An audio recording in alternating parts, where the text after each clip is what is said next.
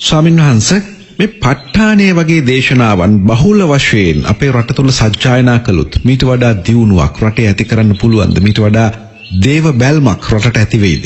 ඇත්තටම ඒක කරන්න පුළුවන් දෙයක්. මොකද දෙවිවරු බොහොම කැමති දෙයක් තමයි ධර්ම සජ්ජායනාව අහන එක.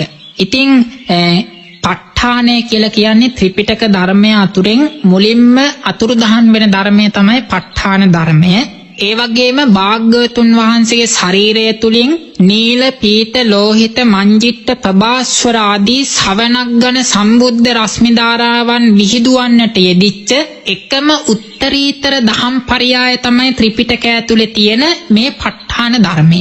මේ ප ဋ ාණ දේශනාව සහිත අභිධර්ම දේශනාව පවත්වන වෙලාවේ මාතෘ දිව්‍ය රාජ්‍ය සහිත කෝටි 80000ක් දෙවිවරු මාර්ගඵල අවබෝධ කරගන්න යෙදුණා.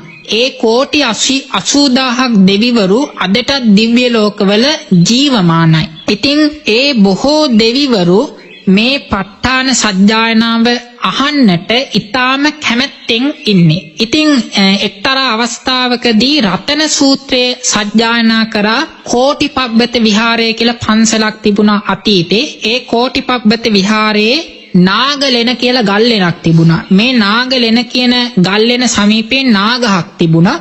මේ නාග කියන ලෙන ඇතුලේ එක්තරා ස්වාමීන් වහන්සේ නමක් මහා සමය සූත්‍රයේ සජ්ජායනා කරා. මේ මහා සමය සූත්‍රයේ සජ්ජායනා කරලා අවසන් වෙන විට නාග රුක්ක කියන මේ නාගසේ අධිග්‍රහිත වෙච්ච දේවතාවා සාදුකාර පැවැත්තුවා. ඊට පස්සේ මේ භික්ෂුන් වහන්සේ කවුද කියලා ඇහුවා. ඊට පස්සේ ඒ දේවතාව ස්වාමීන් වහන්සේට කියනවා, ස්වාමීන් වහන්සේ එදා තථාගතයන් වහන්සේ මහා වනයේ වැඩවසමින් මේ මහා සමය සූත්‍රය දේශනා කරපු දවසේ ඉඳලා මම මේ සූත්‍ර දේශනාව අහන්න හොයා හිටියේ. අද ඔබ වහන්සේ සජ්ජායනා කරපු නිසා තමයි කිව්වා මට ඒ සූත්‍ර දේශනාව අහන්න ලැබුණේ කියලා උන්වහන්සේට ප්‍රශංසා කරන්න යෙදුන, සාදුකාර පවත්වන්න යෙදුණා. එතකොට ඒ වගේ දෙවිවරු, රුක්ෂ දේවතාවරු හැම අදට ජීවමානයි. ඒ නිසා යම් කෙනෙක් මේ ප ဋ ාණ ධර්මයේ සජ්ජායනා කරනවා නම්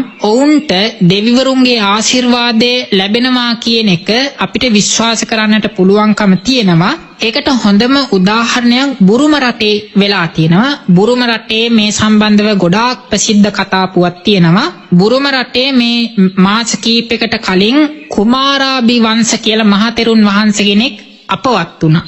ඒ රටේ තියෙන වටංසකා කියලා උපාධියක්. මේ වටංසකා කියන උපාධිය අවුරුදු 100 ගානකට 9 දෙනයි පාස් වෙලා තියෙන්නේ. ඒ තරමට අමාරු. මුළු රටේම අවුරුදු 100 ගානකට මේ වටංසකා කියන උපාධිය සමත් වෙලා තියෙන්නේ 9 දෙනයි. ඒ 9 දෙනාගෙන් පස්වෙනියට සමත් වෙච්ච ස්වාමීන් වහන්සේ තමයි මේ කුමාරාභිවංශ කියන ඒ රටේ සංඝ මහා නායක තෙරුන් වහන්සේ. උන්වහන්සේ දිනපතාම මේ ප ဋ ාණ ධර්මයේ සජ්ජායනා කරනවා සහ දායකයන්ට ඒ සඳහා උනන්දු කරනවා. උන්වහන්සේගේ හඬින් කරපු දේශනාවක් මම අහලා තියෙනවා. ඒ දේශනාවේදී උන්වහන්සේ කියනවා උන්වහන්සේ මේ ප ဋ ාණ සජ්ජායනාව කරන විට හැන්දෑ වෙලාවක මුළු කුටියම පිච්චමල් සුවඳ හමන්න පටන් ගත්තා කිව්වා. එතකොට මේ පිච්චමල් සුවඳ හමන්න පටන් ගත්තයින් පස්සේ ස්වාමීන් වහන්සේ දැනගත්ත මේ දෙවිවරු පැමිණියා කියලා. ඉතින් ස්වාමීන් වහන්සේ අදිෂ්ඨානයක් කරනවා මම දැන් නහයෙන් මේ සුවඳ නිසා දෙවිවරු පැමිණියා කියලා දැනගත්තා. හැබැයි මට ඔබලා මගේ ඇස් දෙකින් දකින්න ඕන. මගේ ඇස් දෙකට පේන්න ඔබලා පැමිණෙන්න කියලා අදිෂ්ඨානයක් කළා සැතපුණා.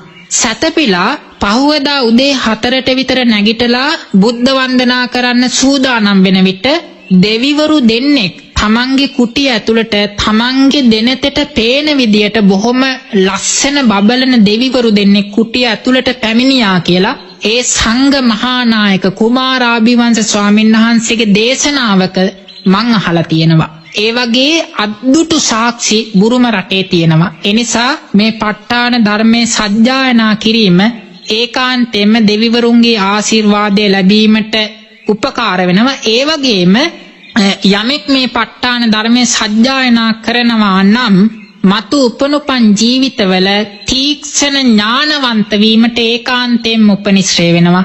ඒ වගේම ඉක්මන් භවයකදී මාර්ගඵල උපදවා ගැනීමටත් මේ ප ဋ ාණ ධර්මයේ සජ්ජායනා කරමින් උපදින කුසල ශක්තිය උපනිශ්‍රේ වෙනවා.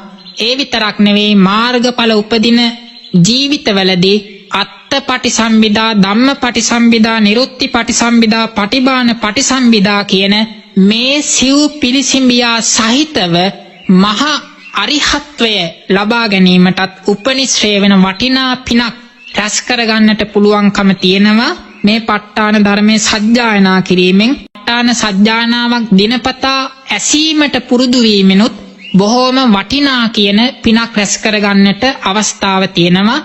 ඒ සඳහා මේ හැමදෙනාම උනන්දු වෙත්වා උත්සාහ කරත්වා ඒ වගේම තම තමන් දන්නා කියන හැමදෙනාම මේ වටිනා ධර්ම සජ්ජායනාව ඇසීමට සජ්ජායනා කිරීමට උත්සාහ කරත්වා උනන්දු කරවත්වා කියලා අපි ආශිර්වාද කරනවා. හැම දිනාටම සම්මා සම්බුදු සරණයි.